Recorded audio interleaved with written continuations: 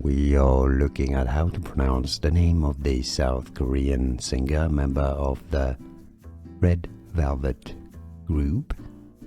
In English, of course, her stage name is said as Joy.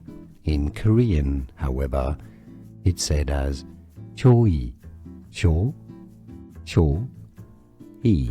It's more two syllables, Choi or Joy.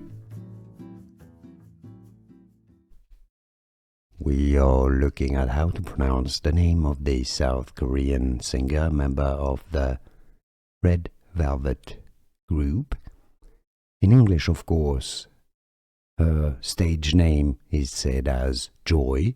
In Korean, however, it's said as Choi, Cho, Cho, E.